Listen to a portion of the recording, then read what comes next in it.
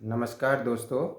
आज मैं डॉक्टर विक्रम आपको एक अलग वीडियो में ये समझाने की प्रयास करूँगा कि हर एक कोई लंप या गांठ लैट्रिन के रास्ते में बवासीर नहीं होती है। बवासीर एक्चुअली में क्या है और एक अलग कंडीशन आती है जिसको बहुत सारे मरीज़ हमारे पास आते हैं, वो है पेरी एनल थ्रोम्बोसिस। वो क्या होती है? और दोस्तों आते हैं सीधे अपने वीडियो पर। बवासीर जो शब्द है वो बहुत कॉमन शब्द है दोस्तों। वो इतना आम शब्द है कि वहाँ अगर कोई भी गांठ नुमा रचना मिलती है लैट्रिन के रास्ते में तो बवासीर मान के ही मरीज़ हमारे पास आते हैं। और हम जब उनको देखते हैं तो हमें ज़रूरत होती है कि मन में कि वास्तविक बवासीर है क्या है, इनको हम समझाएं। तो मैं उसी कोशिश को यहाँ पे शुरुआत कर रहा हूँ। दोस्तों सबसे पहले आप जान लें कि बवासीर हकीकत में है क्या है।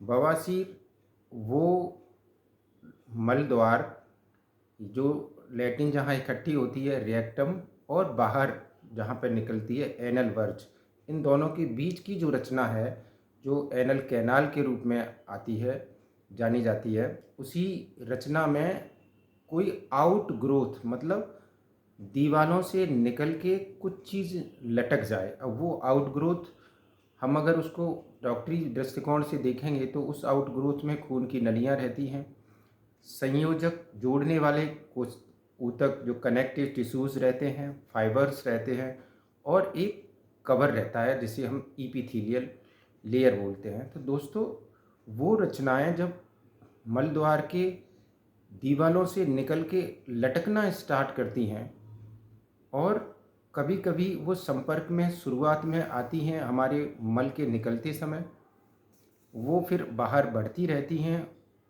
और कभी इतनी बढ़ जाती हैं कि वो बाहर परमानेंट निकल आती हैं। तो जब ये शुरुआत में रहती हैं तो मरीज़ को महसूस नहीं होता है। उससे जब और ज़्यादा बढ़ती हैं तो मरीज़ को तब महसूस होता है जब वो मल लैट्रिन करता है, मल त्याग करता है। और कुछ दिनों बाद ऐसा महसूस होता है उसे, बहुत बरसों बाद, कि जो कुछ मरीज़ों में पाई जाती है कि मरीज़ को हाथ से अंदर करना पड़ता है उन रचनाओं को, और कुछ में हाथ से भी अंदर होती नहीं, मैनुअली भी आपको रिप्लेस नहीं होगी अंदर की तरफ। तो ये जो बढ़ती हुई चीज़ें हैं इनको अगर वैज्ञानिक भाषा में देखें तो उसको समझाने के लिए, डॉक्टर्स को अपनी भाषा को दर्शाने के लिए, मरीज़ को समझाने के लिए ग्रेडिंग बताई है। ग्रेडिंग का मतलब यह है कि फर्स्ट ग्रेड बवासीर में बढ़ती हुई रचनाएं वो हैं जो केवल मरीज प्रेक्टोस्कोपी से यानी कि अंदर देखने पर ही महसूस होती हैं, डॉक्टर को, मरीज़ को नहीं महसूस होती। सेकंड ग्रेड वो हैं जो केवल मल त्याग करते समय बाहर आती हैं। थर्ड ग्रेड में वो पाइल्स या बवासीर कही जाएगी जो आती तो हैं पर हाथ से अंदर चली जाती हैं। और फोर्थ यानी कि लास्ट ग्रेड में ही वो अंदर भी नहीं जाती हैं, बाहर ही रहती हैं। तो बाहर का रहना मेडिकल साइंस में प्रोलाप्स शब्द किया है। तो ये जो और जो बढ़ी हुई रचना है उसको लंप बोला है। तो prolapse of mass within anal canal या lump in anal canal, actually में ये जो शब्द है इस्तेमाल किया है असली बवासीर के लिए जो अंदर से बाहर की तरफ आती है। दोस्तों यहाँ पे मन में संदेह पैदा होता है उनके लिए जो ये कहते हैं कि लैट्रिन के रास्ते के बाहर एक गांठ बन गई है, 3 दिन से बनी है, 2 दिन से बनी है, दर्द भी हो रहा है, कुछ में दर्द होता ही नहीं है, बनी रहती हैं। तो उनको हम बवासीर आसानी से नहीं बोल सकते, यानी कि उन्हें ट्रू हीमरॉइड्स नहीं कह सकते। उनके लिए डिफरेंशिएशन ऑफ डायग्नोसिस यानी कि उनको देखना बहुत ज़रूरी हो जाता है।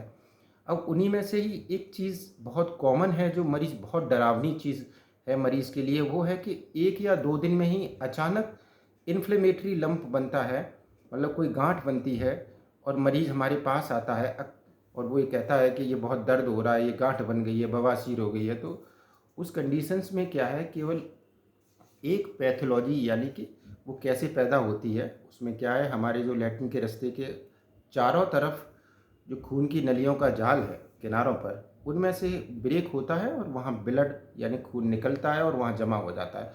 तो बस इतनी सी पैथोलॉजी पैदा होती है और मरीज के लिए बहुत डरावना माहौल हो जाता है। पेरी एनल थ्रोम्बोसिस, उसे हम डॉक्टरी भाषा में बोलते हैं। तो दोस्तों, आपको घबराने की ज़रूरत नहीं है। पहले मैंने आपको समझाया है कि बवासीर हकीकत में है क्या है, ट्रू पाइल्स। अब ये जो कंडीशन है ये पेरी एनल थ्रोम्बोसिस है। ऐसे ही अगर कोई गांठ अचानक पैदा होती है जिसमें दर्द रहता है और थोड़ा गर्माहट भी होती है, तो वो हमारी सूजन भी हो सकती है, इन्फ्लेमेटरी पैथोलॉजी भी हो सकती है। और उस सूजन नुमा पैथोलॉजी में इन्फेक्टिव कॉमन रहता है, तो वो एक एनल एब्सिस यानी फोड़े की तरफ भी जा सकता है। कभी कभी कुछ मरीज ऐसे हैं जो बहुत समय तक लैट्रिन में बैठे रहते हैं, उसमें क्या है, किनारे ही लटक आते हैं और वो केवल स्किन के अपेंडेज होते हैं, खाल ही बड़ी हुई रहती है। तो वो बिल्कुल नेगलेक्ट करने वाली चीज़ें हैं, वो बवासीर नहीं रहती हैं, वो कॉन्स्टिपेशन के साथ कॉमनली देखी गई हैं। ऐसे ही हमारा एनल कॉन्डाइलोमा एक इन्फेक्टिव प्रोसेस है जिसमें क्या है कि आउटग्रोथ पैदा हो जाती है मस्सों की तरह। मस्से जैसे हमारे स्किन में रहते हैं, इसी तरह से ही वो बाहर निकल आते हैं। और इसके साथ साथ कुछ ऐसी रचनाएं जो बहुत ही सेंसिटिव हो जाती हैं, जब किसी भी हमारी कॉमन पैथोलॉजी पर नहीं मिलती हैं, तो एनल कैंसर जैसी रचनाओं पर भी हम बाद में पहुंचते हैं। तो दोस्तों, मेरे कहने का मतलब यह है कि हर किसी को आप बवासीर नहीं समझो। एज ए पेशेंट आप बिल्कुल निश्चिंत रहो और आपका जो योग्य डॉक्टर है, खासकर आयुर्वेदिक एनोडेक्टल क्लिनिक अगर आपके पास हैं, कहीं पर भी हैं, क्षार सूत्र में वर्क करने वाले जितने भी हमारे साथी हैं, उनको आप बिल्कुल खुल के दिखाइए, जिससे सटीक जानकारी मिले, सटीक इलाज हो और उसका सही मैनेजमेंट आपके पास संभव हो सके। तो दोस्तों, मेरा एक कहने का यहाँ पर पूरी वीडियो में यही तात्पर्य था कि हर किसी को बवासीर मान मत लीजिए और मेडिसिन की प्लान तभी बनाइए जब आप एक बार दिखा लें। और मेरी ये जानकारी अगर आपको पसंद आए तो चैनल को सब्सक्राइब कर लेना। और बहुत बहुत धन्यवाद।